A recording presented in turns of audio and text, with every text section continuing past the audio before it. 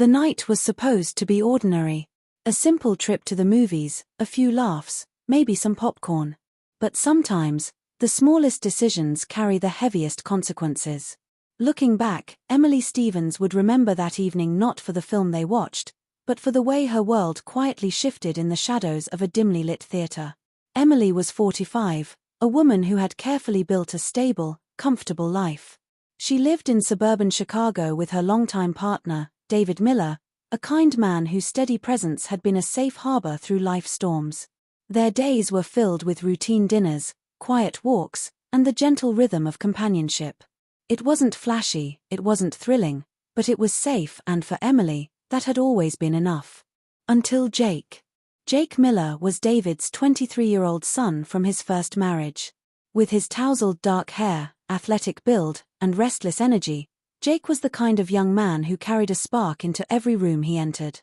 He had a disarming grin and a quick wit that always left Emily smiling, no matter how stressful her day had been.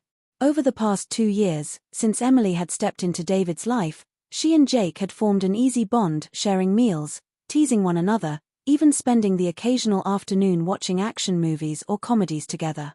It had always been innocent, harmless. But on this night, as Emily slid into a seat beside Jake in the back row of a nearly empty theater, something felt different.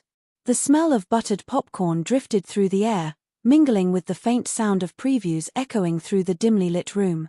Emily adjusted her sweater, trying to shake off the strange heaviness that clung to her. The movie, a forgettable thriller with predictable twists, flickered across the screen, but her attention was anywhere but the plot. She was far too aware of the young man sitting beside her. Jake's arm brushed against hers as he reached for the popcorn bucket between them.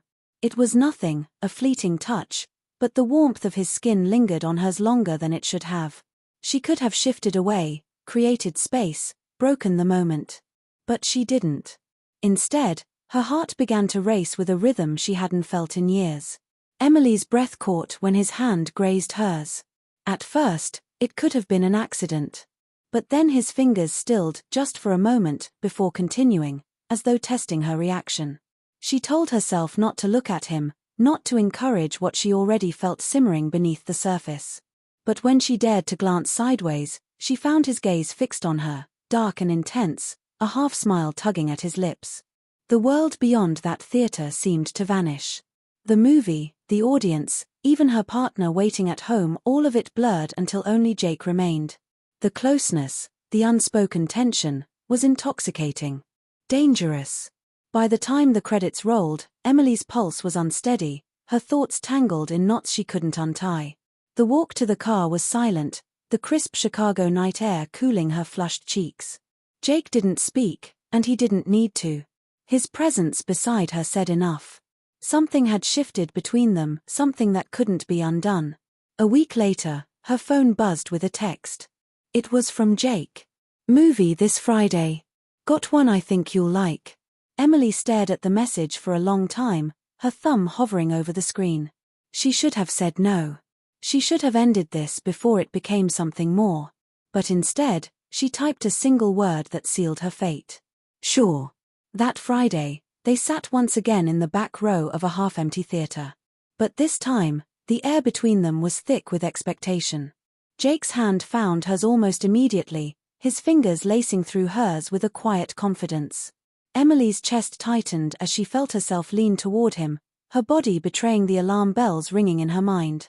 The movie played on, scenes of passion and betrayal flickering across the screen as though mocking her restraint. When Jake's hand slid up her arm, leaving a trail of fire in its wake, she turned to him.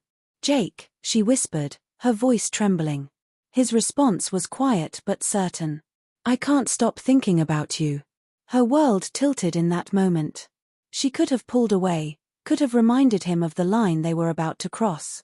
But instead, she leaned in. Their lips brushed in a tentative kiss that quickly deepened, the theater around them fading into nothingness. It was reckless, it was wrong, but it was undeniable. The days that followed were a blur of glances, stolen moments, and the unbearable weight of secrecy. In David's home, they moved like actors on a stage, smiles carefully practiced, conversations meticulously controlled, while beneath the surface, desire simmered. One night, after dinner, Jake appeared in the kitchen as Emily stirred a pot of soup. His voice was low, casual, but his eyes told a different story. "We could watch something later," he said. Her heart stuttered. She knew what he meant. And when she nodded, she knew she was agreeing to more than just a movie. Later that evening, with David asleep upstairs, Emily and Jake sat on the couch, the flicker of the television casting shadows across the room. The movie was nothing more than background noise. Jake's hand brushed hers, deliberate and steady. He leaned closer, whispering words that left her breathless. "This isn't just a game, is it?" Emily closed her eyes, her voice barely audible. "No." That night, in the silence of the living room, they crossed a line that could never be redrawn. Their secret became a storm, dangerous, consuming, yet impossible to resist. Every stolen glance, every touch, every whispered word pulled them deeper into a bond they both knew could destroy everything. For Emily, the guilt was crushing, but the connection she felt was undeniable. Jake saw her, wanted her, in a way she hadn't felt in years. And as the days turned into weeks, the weight of their choices grew heavier. Emily knew the truth would surface eventually, that secrets like this never stayed buried. But in the quiet of those stolen nights, with Jake's hand in hers, she wasn't ready to let go. Because sometimes, even when you know the ending will break you, the story is too powerful to walk away from.